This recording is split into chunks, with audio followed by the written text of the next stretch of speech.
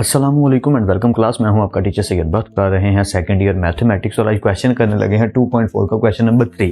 Actually in questions को देखा जाए तो काम वही करना है, बस बताया ये जा रहा है find dy by dx of the following parametric functions. बस ये वर्ड आपने याद रखना है, व्हाट इज पैरामीट्रिक फंक्शन, यानी x और y को किसी और वेरिएबल में इंक्लूड करना है। तो फिर वही वाली बात आ गई, किसकी जरूरत पड़ेगी हमें? ऑफ कोर्स हमें चेन रूल की जरूरत पड़ेगी। तो चेन रूल की हेल्प से हम इसको करेंगे। जब भी पैरामीट्रिक फंक्शंस आ जाए, पैरामीट्रिक इक्वेशंस वर्ड आ जाए, तो आपने याद रखना है कि आपने चेन रूल का इस्तेमाल करना है, जिसको हम काफी दफा डिस्कस कर चुके हैं। क्लास 0 से ऑनवर्ड देखेंगे तो बेटर है आपके लिए एक्सरसाइज 2.4 को। वैसे 12th मैथमेटिक्स फुल बुक की प्लेलिस्ट डिस्क्रिप्शन बॉक्स में ऐड है, वहां क्लिक करो, सीक्वेंस में सारी वीडियोस को देखो। शुरू करते हैं अपने टॉपिक को, क्वेश्चन को विदाउट बोरिंग यू। क्वेश्चन क्या है? Find dy by dx, alright. x is equal to theta plus 1 over theta and y is equal to theta plus 1। तो करेंगे क्या? बहुत इजी और सिंपल सा तरीका। देखो, सबसे पहली बात तो ये, what I need to find out dy by dx। तो मैं क्या करूंगा कि मैं यहाँ पे dy by d theta multiply by d theta by dx की तरफ जाऊंगा। So now that is a good thing. यहाँ पे हमारे पास थीटा है, तो हम क्या करेंगे? सिंपली पहले तो इसको सिंपल वे में लिख लेते हैं।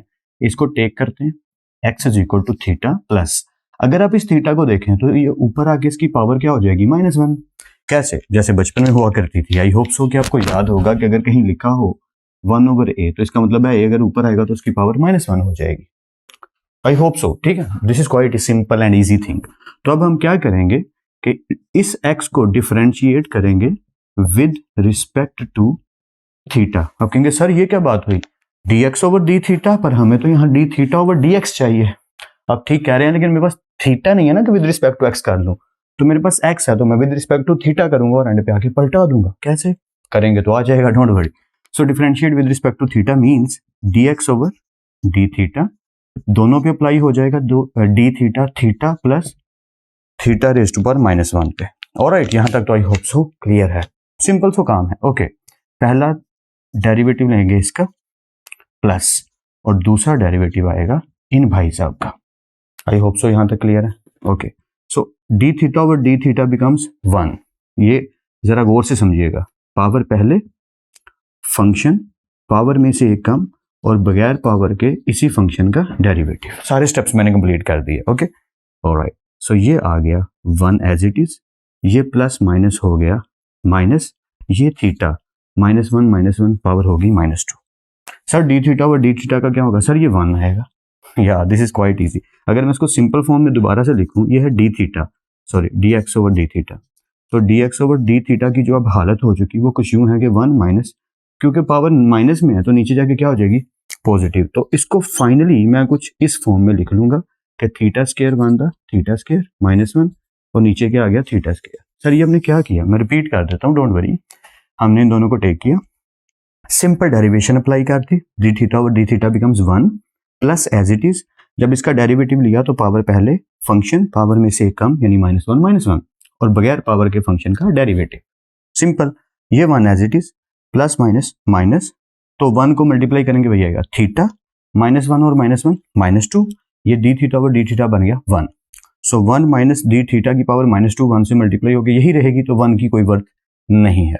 पावर क्योंकि नेगेटिव थी, जैसे यहाँ पे नीचे था तो ऊपर लेकर गए तो नेगेटिव हो गई। अगर मैं दोबारा से नीचे लेकर आऊं तो पावर पॉजिटिव हो जाएगी। यानी कि अगर मैं इस स्टेप को, अगर a की पावर -1 है तो मैं इसकी जगह लिख सकता हूँ 1 ओवर a, तो पावर 1 जो है नीचे जाके पॉजिटिव हो जाएगी। ठीक वैसे ही क्योंकि थीटा की पावर -2 है तो नीचे जाके थीटा की पावर +2 हो गई।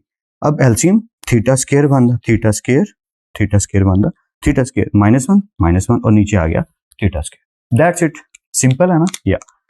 या दिस इज क्वाइट सिंपल। इसमें कोई भी टफ किसी किस्म की चीज अभी तक नहीं आई, सिंपली है। ओके, तो ये आ गया dx ओवर डी थीटा। अभी तक वही सवाल, सर हमें डी थीटा ओवर dx चाहिए। आई नो, डोंट वरी, हम बना लेंगे। कंटिन्यू करते हैं। अब हमारे पास क्या है? y है। Okay, so y is theta plus 1। y को डिफरेंशिएट किसके जरिए करना है? Again differentiate with respect to theta, तो लिख लेते हैं differentiate with respect to theta. This is quite easy, don't worry. तो dy बाई डी थीटा, उसी तरह स्टेप पूरे लिखता हूं मैं, थीटा प्लस 1। अब एक एक करके डेरिवेटिव ले लेते हैं दोनों के साथ।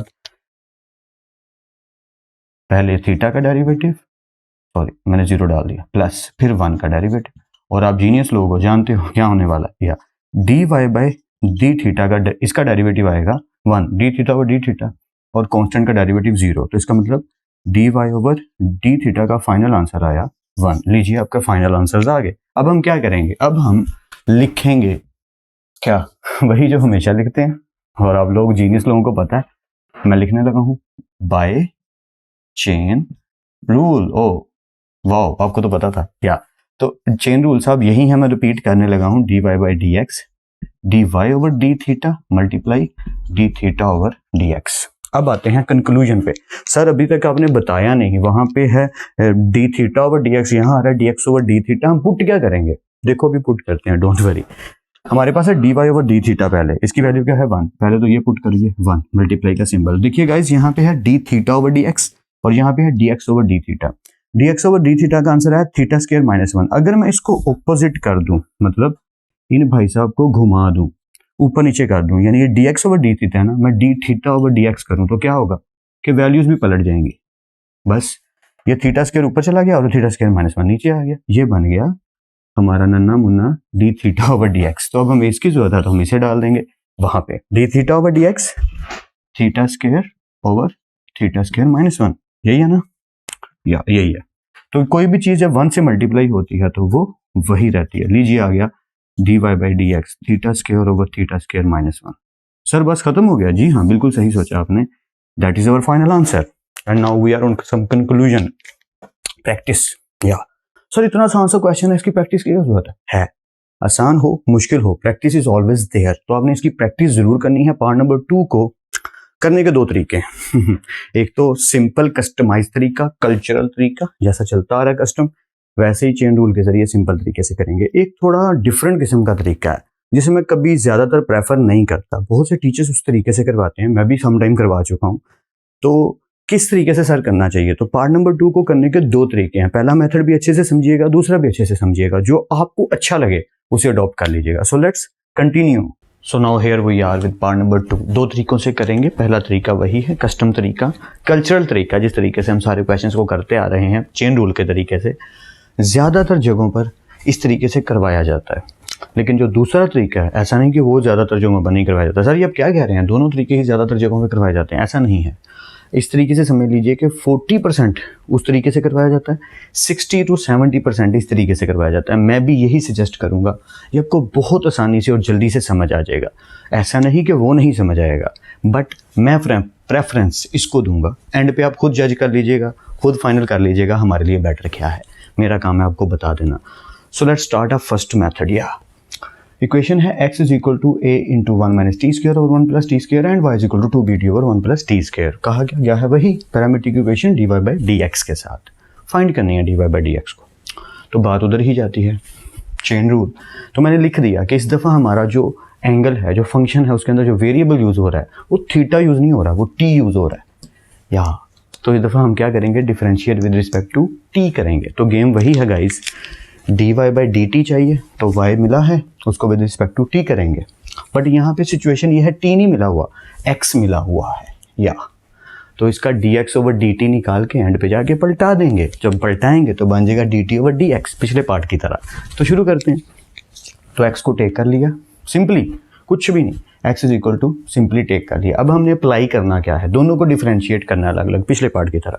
सो differentiate with respect to t जब करने लगे तो a इज अ कॉन्स्टेंट, ए भाई साहब बाहर तशरीफ ले आएंगे या, और ये दोनों अंदर लिख दिए जाएंगे और इन पे लग जाएगा कोशेंट रूल। या यू नो दैट। तो बाय कोशेंट रूल नीचे वाले का स्क्वायर, नीचे वाला वैसे ही, ऊपर वाले का डेरिवेटिव माइनस ऊपर वाला वैसे ही और नीचे वाले का डेरिवेटिव। अब क्योंकि याद हो चुका है तो हम स्पीड पकड़ते हैं, जल्दी जल्दी आगे चलते हैं। 1 plus t square as it is. अगर 1 माइनस टी स्क्वायर का डेरिवेटिव लिया जाए, जो कि आपको पहले ही इलम है, क्या मैं यहाँ पे थोड़ी सी जगह ले लेता हूँ। 1 माइनस टी स्क्वायर का अगर मैं डेरिवेटिव लूँ, डायरेक्ट लिख देता हूँ D over D T. Okay, तो क्या होगा, इसका तो डेरिवेटिव आया 0, तो इसको लिखने की जरूरत नहीं है। माइनस टी स्क्वायर का डेरिवेटिव क्या आएगा, पावर पहले फंक्शन पावर में से कम और बगैर पावर के फंक्शन का डेरिवेटिव, यही होगा ना। तो ये 0 को तो लिखने की जरूरत नहीं है, ये आ गया -2 टी, 2 में से 1 गई पावर 1 और dt ओवर dt यानी 1, यानी कि फाइनल आंसर आया -2t। तो अकॉर्डिंग टू दैट ये हो गया 0 -2t। आगे चलते हैं, 1 + t² ऐसे t 0 -2t, इसका डेरिवेटिव आगे हम करेंगे -1 - t², और इस चीज़ का डेरिवेटिव क्या होगा, ये हो गया 0, और क्योंकि ये पॉजिटिव है तो इसका डेरिवेटिव 2t या 2t या, तो बस वही हुआ। जैसे यहाँ पे t² का डेरिवेटिव आएगा 2t, t² का डेरिवेटिव आएगा 2t, यहाँ माइनस है तो -2t, यहाँ प्लस है तो +2t। क्या बाकी चीज़ें चेंज हुई? बिल्कुल नहीं, a as it is, 1 + t² as it is, इसका डेरिवेटिव आ गया ये, इसका डेरिवेटिव आ गया ये, minus as it is 1 - t² as it is, और इस चीज़ का डेरिवेटिव आ गया ये। सो आई होप सो कि यहाँ तक तो किसी किस्म की कोई कन्फ्यूजन आपको नहीं है, सिंपल है। या a इज़ स्टिल देयर, फिर से a वैसे ही। अब ज़रा यहाँ से समझिएगा, -2t अंदर मल्टीप्लाई होने लगा, तो -2t 1 दा -2t प्लस माइनस 2t और t का स्क्वायर, तो ये बन गए -2t का क्यूब। सर क्या हुआ? दोबारा से -2t 1 दा -2t प्लस माइनस 2t और t का स्क्वायर। अगर मैं किसी को a को मल्टीप्लाई करूं a² से तो फाइनल आंसर क्या आएगा? a की पावर 3। तो बस वही हुआ, माइनस प्लस माइनस 2t और t का स्क्वायर, ये बन गए 2t का क्यूब। क्लियर है ना? ओके, कंटिन्यू करते हैं। अब ये जो माइनस भाई साहब है ये आगे, और ज़रा समझिएगा 2t 1 दा 2t माइनस प्लस, अगर आप 2t को इधर लिख लो तो आपको मल्टीप्लाई करने में आसानी हो जाएगी, नो प्रॉब्लम। ऐसे कर लो वैसे कर लो, सेकेंड ईयर लेवल है गाइज, या इसके बाद आर्मी इंजीनियरिंग, समझ रहे हो ना कि बड़े लेवल पे आ चुके हैं, तो ऐसा कर सकते हैं। तो 2t 1 दा 2t माइनस प्लस, वही वाली बात, 2t और t का स्क्वायर बन गए 2t का क्यूब। नीचे वाली वैल्यू एज इट इज़। अब यहाँ पे क्या हुआ जरा देखिएगा, प्लस 2t की पावर 3 माइनस 2t की पावर 3, यानी 2t क्यूब कट गए, 2t क्यूब, यहाँ 2t क्यूब जैसे किसी आइसक्रीम की डिश का नाम है, वैसा ही कुछ हुआ। -2t cube plus 2t cube cut out हो गए, -2t बन गए -4t। ये 2t बोलना पड़ा है, क्या करें। तो ये -4t बन गए, और नीचे वाले स्क्वायर का स्क्वायर एज इट इज़ अपनी जगह पे है, बस और कुछ भी नहीं किया। ये जो a, क्योंकि अब कांस्टेंट तक पहुंच चुके हैं, फाइनल आंसर आ चुका है, तो a भाई साहब को अंदर मल्टीप्लाई कर दीजिए, ये हो जाएगा -4at, और नीचे आ जाएगा ये माइनस ये वाला, ठीक है, -4at, और नीचे 1 + t² का स्क्वायर। अब आप कहेंगे सर dx ओवर dt नहीं चाहिए, dt ओवर dx चाहिए, तो लिख लेते हैं गाइज, dt ओवर dx पलटा दीजिए, नीचे वाली वैल्यू ऊपर ले जाइए, 1 + t² का स्क्वायर, और ऊपर वाली वैल्यू को नीचे ले आइए, -4at लीजिए, जिसकी जरूरत पड़ेगी हमने पहले निकाल लिया। Okay, now the turn is about y is equal to 2bt over 1 + t का square, no problem, differentiate with respect to t। तो देखिए ज़रा बोर्ड पे मैंने क्या किया हुआ है, वैसे तो आप समझ गए होंगे कि 2b is a constant term, 2b constant आ गया, t ओवर 1 + t², इसका हमने डेरिवेटिव लेना है, तो वही वाला काम किया। नीचे वाले फंक्शन का स्क्वायर कोशेंट लगा, नीचे वाला वैसे ही, ऊपर वाले का डेरिवेटिव माइनस ऊपर वाला वैसे ही नीचे वाले का डेरिवेटिव। तो थोड़ी सी स्पीड में कर लेते हैं, 2b ऐसे ही चलेगा, बस इसको देखिएगा, 1 + t² as it is, dt over dt, इस चीज़ का डेरिवेटिव क्या आएगा 1 minus t as it is, तो 1 + t² का डेरिवेटिव 2t, वो अभी डिस्कस किया ना, तो वही आ गया। बस आगे सिंप्लीफिकेशन है सिंपल सी, 1 + t² 1 दा 1 + t² माइनस 2t दा -2t², सिंपल, और नीचे वाली वैल्यू एज इट इज़। अब क्या हुआ, 2b एज इट इज़। अब जरा इधर देखिएगा, 1 as it is, -2t² plus 2t², यानी कि प्लस t² माइनस 2t², तो -2 में से प्लस 1 गए, -2t² में से प्लस t² गए, तो बचे -t²। आई होप सो, और नीचे वाली वैल्यू एज इट इज़ है, तो आई होप सो कि आपको पूरी तरह अच्छे से समझ आया कि यहाँ पे क्या हुआ, कोई डाउट की कन्फ्यूजन की चीज़ है ही नहीं। नीचे वाले का स्क्वायर, नीचे वाला वैसे ही, ऊपर वाले का डेरिवेटिव माइनस ऊपर वाला वैसे ही, नीचे वाले का डेरिवेटिव। फॉरवर्ड में बोल रहा हूँ या स्पीड में थोड़ा। तो 1 + t² का डेरिवेटिव 2t आया, ये इसका डेरिवेटिव 1 आया, इसको 1 से मल्टीप्लाई करेंगे ये यही रहेगा, -2t² बन जाएगा, -2t² में से t² जाएगा, माइनस होगा तो ये हो जाएगा -t², बाकी हर चीज़ वैसे की वैसे। सर आपने 2b को अंदर मल्टीप्लाई क्यों नहीं किया, वो जब आगे करेंगे आप समझ जाओगे। आगे हमने लिख दिया by chain rule, so dy/dx is equal to dy over dt multiply dt over dx। According to that हम वैल्यूज़ को पुट कर देंगे, dy ओवर dt की जगह उसकी वैल्यू आ गई, ये पूरी की पूरी देखो 2b × 1 - t² ओवर 1 + t² का स्क्वायर, मैं झूठ नहीं बोल रहा, यही लिखा हुआ है, या देख लो, मल्टीप्लाई, आगे सिंबल आ गया, dt ओवर dx जो कि अभी हमने बनाया है, इसको मैंने पुट कर दिया, देखो 1 + t² का स्क्वायर ओवर -4at। बस सिंप्लीफिकेशन, कटिंग पुटिंग जिसको हम लोग कहते हैं, ये हमारा dy/dx dx आ चुका है। देखो कैसे, ये 2 भाई साहब 4 से कट गए, ये हो गया 2, 1 प्लस टी स्केयर का स्केयर, 1 प्लस टी स्केयर का स्केयर, पूरे पूरे कट गए। तो क्या बचा, ये जो माइनस है इसको स्टार्ट पे लिख दिया, यहाँ लिख सकते हैं, ऐसे कोई प्रॉब्लम की बात नहीं। ये वाला माइनस इधर आ गया, b 1 माइनस टी स्केयर, ऊपर यही बचा है, नीचे क्या बचा है 280। This is your final answer, या दैट्स इट। तो ये बहुत ही सिंपल सा तरीका था मेरे अकॉर्डिंग। हाँ, मुझे पता है बहुत से स्टूडेंट्स हो जाएंगे सर ये कहाँ से सिंपल था, एक तो आप इजी कह देते हैं, होता है इतना मुश्किल में, प्रॉब्लम होती है सॉल्व करने में, नो प्रॉब्लम। फिर आपने कह दिया नो प्रॉब्लम, प्रॉब्लम को हम नो प्रॉब्लम कह देते हैं, ईजी है। बस आपको थोड़ी सी ज़्यादा प्रैक्टिस करनी है। मैं जानता हूँ जैसे ही आप 2 से 3-4 दफ़ा हाँ इतनी दफ़ा प्रैक्टिस खुद करोगे, खुद से ज़ुबानी करने की कोशिश करोगे, तो आपको भी बहुत ईजी लगने लगेगा। जैसे मैंने ईजी कहा, सच में लगने लगेगा। लेकिन जो प्रैक्टिस करेंगे उन्हें दूसरे तरीके से, सेकंड मेथड से इसी क्वेश्चन को जल्दी से हम करते हैं। सो let's continue. So now let's start up method number 2। x यही गिवन है, y यही गिवन है, तो आप कह रहे हैं sir dy by d x find करना है। बस इसमें एक चीज़ नहीं है, वो क्या, हम इसमें चेन रूल नहीं लगा रहे, बिना चेन रूल के करने लगे हैं, dy by d x find करने लगे हैं। सर आपने तो कहा था पैरामीट्रिक इक्वेशन में, पैरामीट्रिक फंक्शन में चेन रूल लगाना ज़रूरी है। हाँ, मैं कस्टम तरीका, कल्चरल तरीके से ज़रूरी है, लेकिन अगर आप इस तरीके से पेपर में कर लेते हो तो this is acceptable.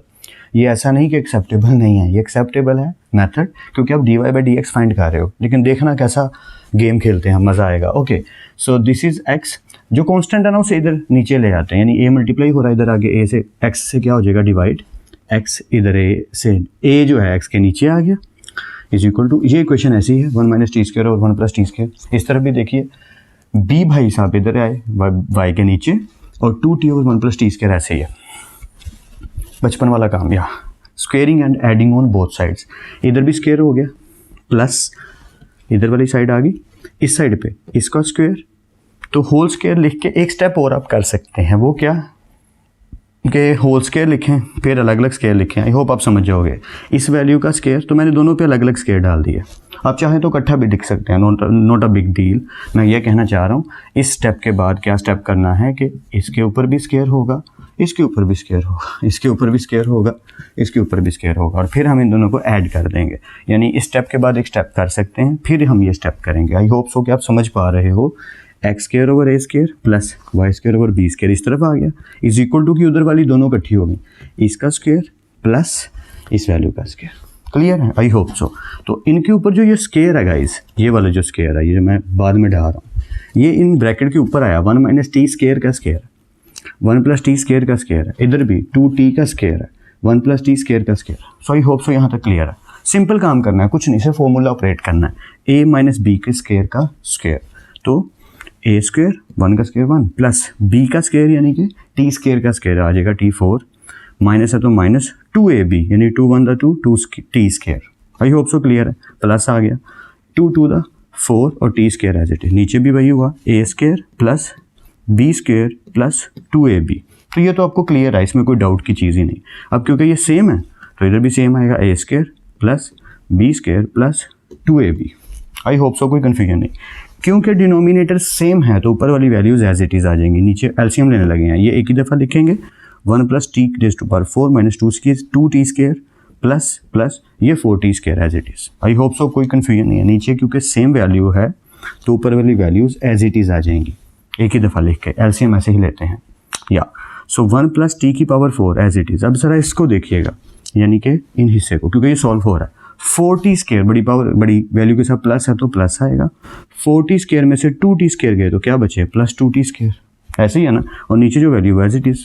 So I hope so यहाँ तक तो आपको कोई कन्फ्यूजन नहीं। इस तरफ क्या चल रहा है, इस तरफ चल रहा है x square over a square plus y square over b square. अगर आप देखो तो ये एग्जैक्टली दोनों सेम है, तो क्योंकि ये होल वैल्यू बिल्कुल सेम हो चुकी है तो ये पूरी की पूरी कट जाएंगी और इनकी जगह आ जाएगा 1।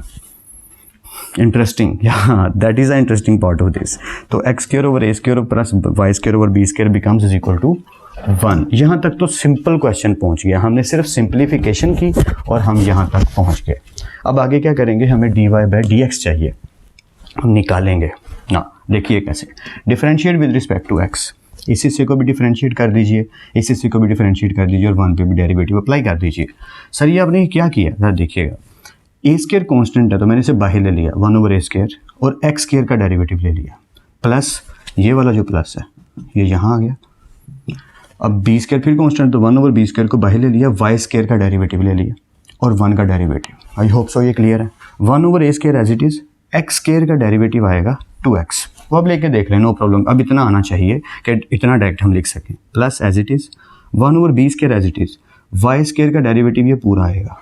कैसे ज़रा देखिएगा, पावर पहले फंक्शन, पावर में से एक कम यानी 2 - 1, तो जो कि y ही बनेगा, और फिर बगैर पावर के फंक्शन का डेरिवेटिव। यहाँ पे क्या हुआ, पावर पहले फंक्शन, पावर में से एक कम, और बगैर पावर के डेरिवेटिव क्या आना था, dx/dx, तो dx/dx becomes 1, that's why this whole thing becomes 2x। वो आप करके भी देख सकते हो रफ वर्क में, नॉट अ बिग डील। तो ये चीज़ बन गई 2x और ये चीज़ बन गई 2y dy/dx। तो आई होप सो कि यहाँ तक तो आपको 100% क्लियर है, कोई डाउट नहीं, और 1 का डेरिवेटिव 0। कहीं कन्फ्यूजन है, वीडियो को पीछे करके देख सकते हो। अब आगे क्या होगा, 2x 1 था 2x, नीचे a² जो है वैसे ही, प्लस 2y dy/dx साथ ही, और नीचे आ गया b², यानी कि 2y इधर आ गया, b² अपनी जगह पे, dy/dx अपनी जगह पे, इक्वल टू 0 अपनी जगह पे। लीजिए हम यहाँ तक पहुँच गए।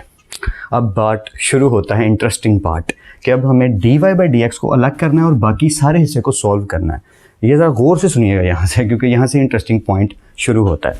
हमने देखा ये चीज़ प्लस में है, उधर जाके क्या हो जाएगी, माइनस में, यानी 2x/a², उधर चला गया तो हो गया -2x/a²। ये पूरी चीज़ एज इट इज़ यहीं रही। ठीक है, यहाँ तक आई होप सो आपको क्लियर होगा। अब हमने क्या देखा कि ये पार्ट ऐसा बन चुका है, तो अगर हम देखें तो ये भी आंसर करार दिया जा सकता है। There are so many people they are mentioning here कि ये वाला जो पार्ट है ये आपका आंसर है, यानी इसको फाइनल आंसर कह दिया जाता है, पर ऐसा नहीं है, ये फाइनल आंसर नहीं। हमें बुक वाला आंसर बनाना है हर हाल में, तो कोशिश करते हैं बनाने की, लेट्स सी। तो अब हमने क्या किया कि ये जो चीज़ यहाँ मल्टीप्लाई हो रही है, उधर जाके क्या हो जाएगी, डिवाइड हो जाएगी। तो मैंने डिवाइड का सिंबल डाल दिया, यानी dy/dx ऐसे ही रहे, -2x/a² एज इट इज़। ये जो मल्टीप्लाई है ये उधर जाके हो जाएगा डिवाइड, डिवाइड का सिंबल डाला और सेम ऐसे ही लिख दिया 2y/b²। तो बचपन का मैथमेटिक्स याद करो, क्या करते होते थे कि हम लिखते होते थे इस तरीके से, और जब हम इसको मल्टीप्लाई का सिंबल बना देते थे डिवाइड को, तो ये वैल्यूज़ पलट जाती थी। आई होप सो आपको याद होगा। तो हमने भी वही किया कि ये डिवाइड के सिंबल को, ये dy/dx as it is, -2x/a² as it is, ये डिवाइड का सिंबल बना दिया, मल्टीप्लाई का सिंबल, जिस वजह से b² ऊपर चला गया और 2y नीचे आ गया। आई होप सो यहाँ तक तो आपको कोई कन्फ्यूजन नहीं है, क्योंकि सिंपल काम कर रहे हैं, कुछ भी डिफ़िकल्ट नहीं है। एक काम करो, वीडियो को यहाँ पॉज करो और आगे का सारा प्रोसेस खुद करने की एक दफ़ा कोशिश करो। जहाँ कन्फ्यूजन हो वीडियो को पीछे करके देख ही सकते हो, और वैसे भी प्ले कर लेना, लेकिन एक ट्राई ज़रूर करो। सो let's continue. Alright guys, I hope सो कि आपने ट्राई ज़रूर की होगी इसको एक दफ़ा करने की। मैं आपको थोड़ा सा एक्सप्लेन कर देता हूँ सिंपल वे में, आपने समझना है एक एक स्टेप करके, ताकि अच्छे से समझ आए, क्योंकि असल गेम यही है। मैंने जैसे पहले मेंशन किया था, बहुत से लोग इसी चीज़ को आंसर कंसीडर कर लेते हैं, that is a wrong method, that is a wrong way. उसकी रीज़न बुक के एंड पे आंसर ये है, ये नहीं है। तो अगर कोई आंसर इसको कंसिडर कर लेता है तो उसने इनकम्प्लीट छोड़ दिया, क्योंकि बहुत से लोग छोड़ देते हैं। ठीक है, तो आप ज़रा ठीक से समझिएगा। इक्वेशन बड़ी सिंपल सी है, -2/a², ये ऐसे ही है, -2/a², इस पर ध्यान रखिएगा, -2/a², मल्टीप्लाई का symbol, b²/2 as it is. सिर्फ x की जगह हमने x की वैल्यू पुट कर दी, जो कि क्या है, a × 1 - t² और 1 + t², और y की जगह भी उसकी वैल्यू पुट कर दी, जो कि क्या है, 2bt और 1 + t², यानी x की जगह उसकी वैल्यू पुट कर दी, ये x की वैल्यू इसकी जगह आ गई, और ये y की वैल्यू पुट, बाकी कोई चीज़ चेंज नहीं की, ऐसे ही है, -2/a² ऐसे ही है, b²/2 ऐसे ही है, बस x की जगह इसकी वैल्यू आ गई और y की जगह उसकी वैल्यू आ गई। अच्छा, अब यहाँ पे ना आपको एक मेथड मैथमेटिक्स का सिखाना है मैंने, एक मैथमेटिक्स का कानून कह लें, जो मेथडोलॉजी मर्जी कह लें। तो मैं इस हिस्से को इरेज करने लगा हूँ माजरत के साथ, आपने नोट कर लेना, पहले वीडियो को बेशक पीछे कर लीजिएगा, नो प्रॉब्लम, लेकिन ये रूल्स आपको मैथमेटिक्स के आने चाहिए, वरना आपको ये जो मैंने आगे किया है वो समझ नहीं आएगा, क्योंकि मैंने अपने ही तरीके अप्लाई कर दिए हैं। तो मैं आपको समझा देता हूँ। देखिए, अगर आपके पास कोई इक्वेशन इस तरीके से लिखी है कि a है, गौर से समझिएगा, और ऊपर ही फ्रैक्शन है b है, और नीचे है c लिखा हुआ। अगर तो ये सिचुएशन है कि ऊपर फ्रैक्शन है a/b और नीचे लिखा है c, तो ऐसी सिचुएशन में फ्रैक्शन की फ्रैक्शन आपस में मल्टीप्लाई हो जाएगी। क्या होगा, ऐसी सिचुएशन में इक्वेशन बन जाएगी a/bc। लेकिन ये थोड़ा सा डिफरेंट करते हैं कि अगर ऊपर a/b नहीं है, ऊपर a ही है, नीचे b/c है, तो अब क्या होगा। तो एक सिर्फ बात को समझिएगा कि ऊपर फ्रैक्शन है a/b और नीचे लिखा है c, तो ऐसी सिचुएशन में c जो है वो b से मल्टीप्लाई होगा। A/BC, वो बचपन वाला मैथमेटिक्स आपको याद होगा, मैं उस तरीके से भी बता दूंगा, डोंट वरी। लेकिन अगर ऊपर A डिनोमिनेटर में है लेकिन डिनोमिनेटर में फ्रैक्शन है, या डिनोमिनेटर का डिनोमिनेटर आ गया, ऐसी सिचुएशन में जो C है वो A से मल्टीप्लाई हो जाएगा और ये हो जाएगा AC/B। आप देख रहे होंगे दिखने में तकरीबन सेम चीज़ है लेकिन परफॉर्मेंस में डिफरेंट है। अब आप कहेंगे सर ये कैसे है, ज़रा समझ लेते हैं। देखिएगा ऊपर है फ्रैक्शन, डिनोमिनेटर में C लिखा है, तो इसका क्या मतलब है बचपन के अकॉर्डिंग, A/B डिवाइडेड बाय, जिसके नीचे कुछ नहीं होता उसके नीचे 1 होता है, तो ये हो जाएगा C/1। इसका मतलब A/B मल्टीप्लाई, पलटा दो इन्हें, 1/C, तो क्या बना A/BC, यही लिखा मैंने, ऐसे ही है ना। या अब इसकी बात कर लेते हैं, मैं सिखा रहा हूँ, बस कोशिश कर रहा हूँ। अगर लिखा है A/BC तो इसका मतलब क्या हुआ, डिवीजन हो रही है ना, यानी कि जगह बचाने के लिए मैं कुछ ऐसे लिख देता हूँ B/C, तो इसका मतलब इन्हें पलटा दो तो ये क्या बन जाएगा AC/B। देखिए मैंने यही लिखा है।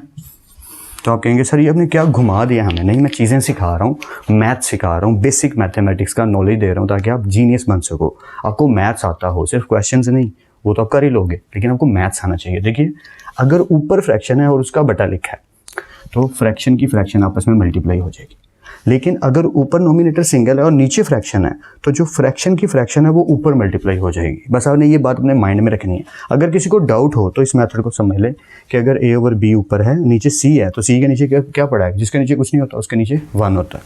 तो अगर हम इसको देखें तो मैं बचपन में कैसे लिखते थे, 4 क्लास में मैथ करते हुए, डिवीजन को जब मल्टीप्लाई करते थे तो ये पलट जाता था, तो ये हो जाएगा A/BC। ठीक वैसे ये है A/BC, A/B/C, ठीक है। तो ये जो BC है ये डिवाइड हो रहा है ऐसे, तो अगर मैं इसे पलटाऊंगा तो C/B बन जाएगा, तो ये बन जाएगा AC/B। तो आप चाहे ऐसे समझ लें चाहे ऐसे समझ लें, मकसद है समझना कि अगर ऊपर सिंगल वैल्यू है नीचे फ्रैक्शन है तो बटे का बटा ऊपर मल्टीप्लाई होगा, लेकिन अगर ऊपर फ्रैक्शन है और नीचे एक वैल्यू है तो ऊपर वाली फ्रैक्शन के साथ नीचे वाली फ्रैक्शन मल्टीप्लाई हो जाएगी। सर क्या बोल रहे हैं, आएगी समझ, डोंट वरी, कंटिन्यू करते हैं। अब इस स्टेप को गौर से समझिएगा। हमने क्या देखा कि ये लिखा है -2, मैं इसको थोड़ा सा नीट करके फिर से लिख देता हूँ। ये है -2, x की वैल्यू, मल्टीप्लाई का सिंबल B², नीचे आगे नीचे क्या लिखा है A², 2 और y की वैल्यू। ओके, अब एक एक स्टेप करके समझिएगा, अच्छे से समझ आएगी, डोंट वरी। अब हमने क्या देखा कि -2a से मल्टीप्लाई हो रहा है, तो -2a 1 - t², ठीक है।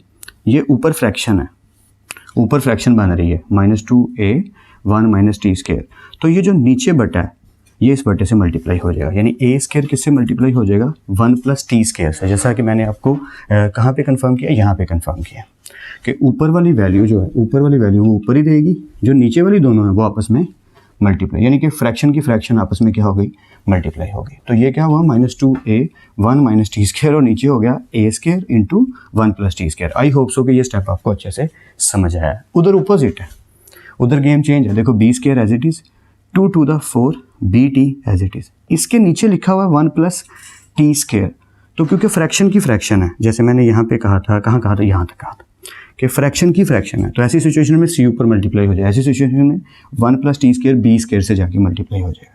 आई होप सो कि आप समझ पा रहे हो मैं जो भी बता रहा हूँ आपको।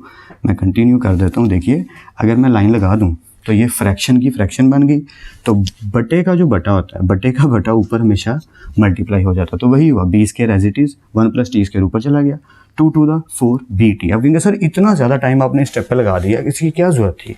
बहुत से स्टूडेंट मेरे जैसे निकम्मे होते हैं जिन्हें जल्दी समझ नहीं आती, बहुत से ऐसे मेथड्स होते हैं जो उन्हें नहीं पता चलते, जल्दी समझ नहीं आते, तो उनके लिए मैं थोड़ा ज़्यादा एक्सप्लेन कर रहा हूँ। Sorry for boring you, let's continue. अब क्या करेंगे आगे, अब हम सिंप्लीफिकेशन करेंगे, जो पिछले मतलब तरीके से भी की थी, पिछले मेथड में भी की थी वही।